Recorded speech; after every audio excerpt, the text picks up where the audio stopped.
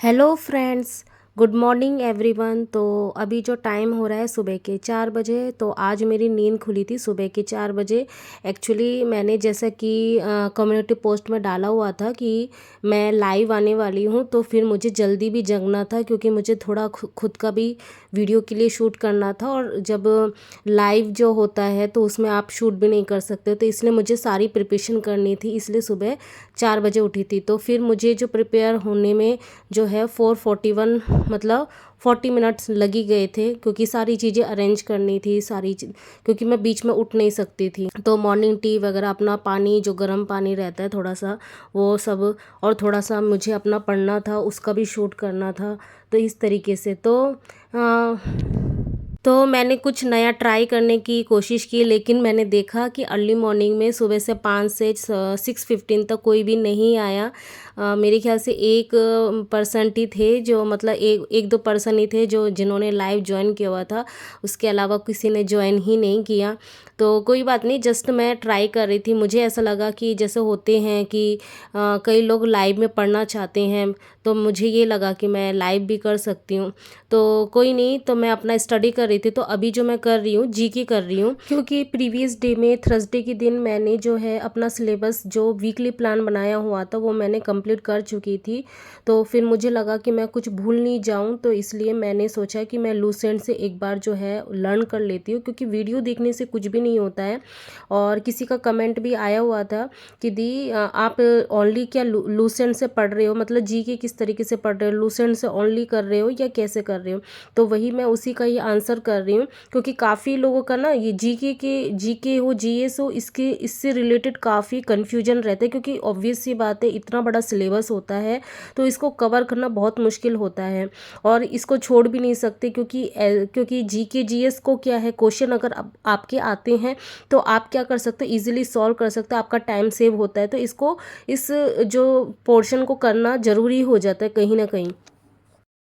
इसलिए सब लोग यही चाहते हैं कि जीके जीएस किसी भी तरीके से हो जाए। तो मैंने इतने दिन जो एक्सपीरियंस किया है, जो मेरा खुद का अनुभव है, वही मैं आप लोगों के साथ शेयर कर रही हूँ। कि मुझे ऐसा लगता है कि पहले आप किसी भी वीडियो के थ्रू, वन शॉट वीडियो हो या कोई पॉइंट वाइज कोई वीडियो दिखाता है, तो उसके थ्रू अपना सिलेबस सबसे पहले कंप्लीट कर लीजिए। उसके बाद किसी भी ऑथेंटिक बुक से आपको बार बार रिविज़न करना पड़ेगा, एमसीक्यू आपको सॉल्व करने पड़ेंगे, तभी आपके याद हो सकते हैं। तो अभी जो है सुबह के 6:15 हो रहे हैं, और मैं बाहर का व्यू दिखा रही हूँ कि अभी बहुत ही ज़्यादा ब्यूटीफुल व्यू था। उसके बाद जो है सुबह 6:30 से 10 बजे तक मुझे अपने घर के सारे काम फिनिश करने थे, जो भी घर के काम होते हैं डेली, जो हाउसवाइफ को करने होते हैं।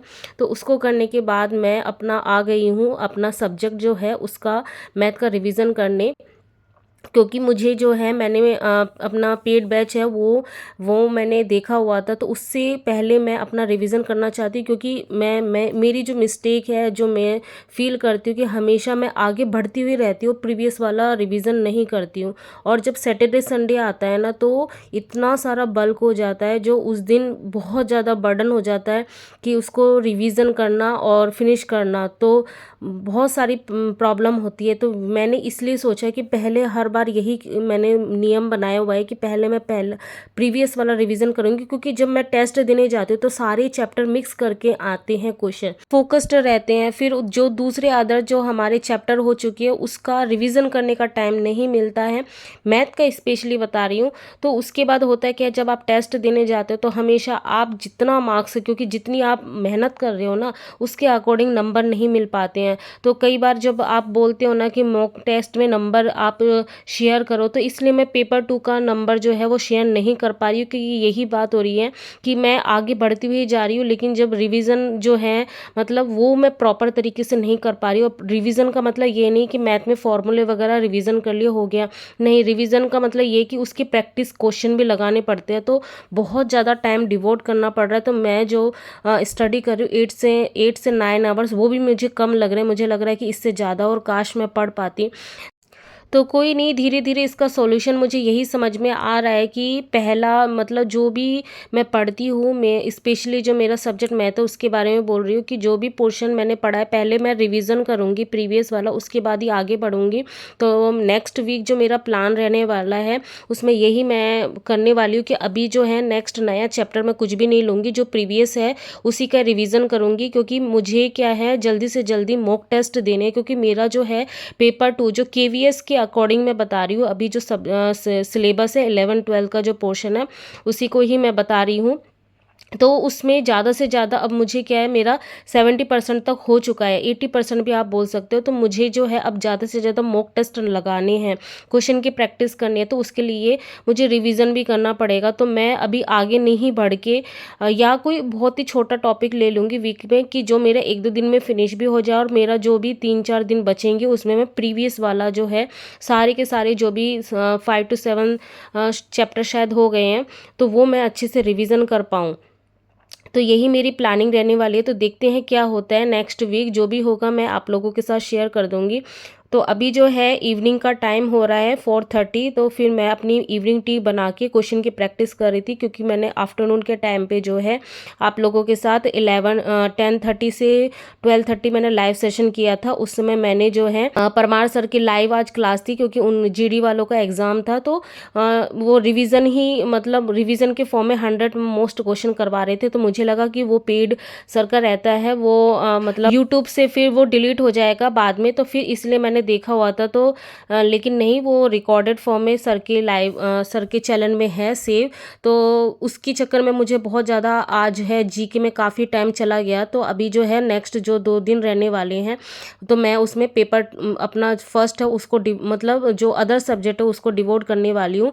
तो उसके बाद जो है मुझे ज़्यादा टाइम नहीं मिला, तो मैंने एक ही क्लास ली थी। उसके बाद इवनिंग में मैं, क्योंकि बहुत ज़्यादा स्क्रीन मैंने देख लिया, तो मेरे आंखों में बहुत ज़्यादा पेन होने लगा था, क्योंकि कंटिन्यू मैं देख रही थी, क्योंकि सर की जो क्लास देखी थी जीके की वो 2 आवर्स 41 मिनट, तो इसलिए मुझे काफ़ी ज़्यादा पेन होने लगा था कंटिन्यू देखने से। तो फिर मैंने इवनिंग में जो 4:30 से 6 PM तक है जो इवनिंग स्लॉट रहता है मेरा, तो मैंने उसमें मैथ के जो क्वेश्चन है वही लगाए हुए थे।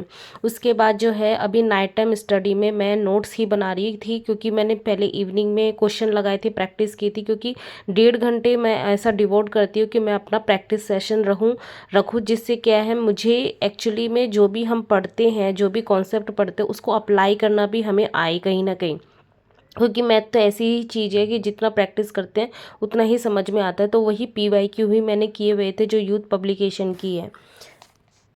और आफ्टरनून के टाइम पे मैंने एक जो अपनी पेड बैच ली थी, मतलब पेड क्लास ली थी, उसका मैं नोट्स बना रही थी, और प्रीवियस डे का उसका भी नोट्स बना रही थी। तो इस तरीके से आज मेरा ऐसे ही रहा, तो काफ़ी बिजी शेड्यूल ही था आज।